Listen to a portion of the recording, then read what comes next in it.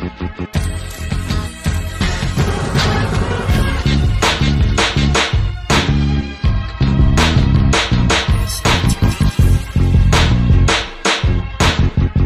everyone, welcome to another episode of Smart Remarks. I'm your host, Mark Impress Preston. The NFL Wildcard Weekend brought one very exciting game amidst some other great moments if you're fans of certain teams. So we're going to preview the next round, the divisional round of the playoffs, so let's get this show kicked off.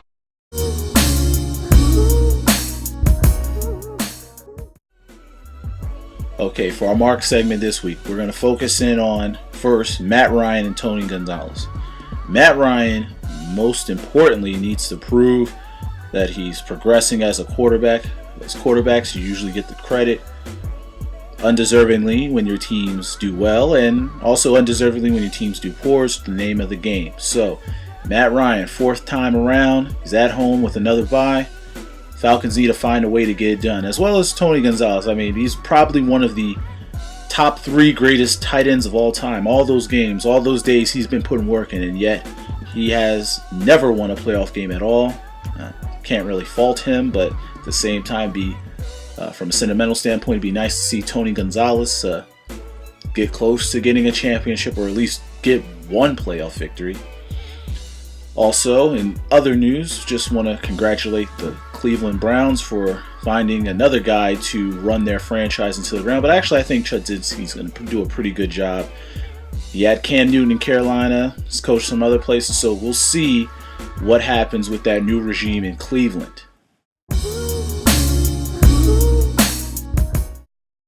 Now for some smart picks. Wildcard weekend, I went 4-0. I plan to get 4 more for you. Now, starting with Atlanta versus Seattle, I have absolute no respect for the Falcons. I don't think they can get it done. This Seattle team is way too tough, way too physical. Even though going cross-country is going to be tough for them, but they bring that defense, they bring that running game, they bring Russell Wilson, who is as good as really anybody right now in football just about. That isn't a Super Bowl winning quarterback. Seattle gets it done. Close, but they get it done. San Francisco versus Green Bay should be a very interesting game, like it always is between these two teams. I think the winner of this football game is going to represent the NFC in the Super Bowl. With that said, I have San Francisco representing the NFC in the Super Bowl before the season began. I'm still sticking with that. Go with the 49ers to win a tough divisional playoff game at home. Now, going to the AFC. While New England's at home and they blew out the Texans the last time these two teams played, it's still Tom Brady, still Bill Belichick. They're still playing this game in New England with an extra week to prepare.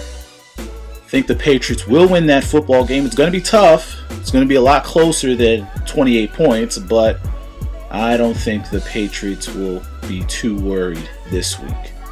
Now, Denver has won so many games in a row, playing like the best team in football. It's Peyton Manning. They're at home. Elvis Dumervil and Von Miller can rush the quarterback.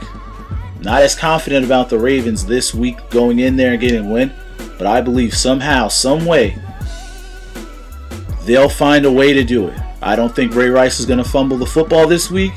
Also, Bernard Pierce should get some more touches the way he played last week. That's how the Ravens are going to have to win this football game, because you can't put those offensive tackles on the road in third and long situations where Joe Flacco is going to be under all sorts of pressure. I think the Ravens somehow eke out a win in Denver.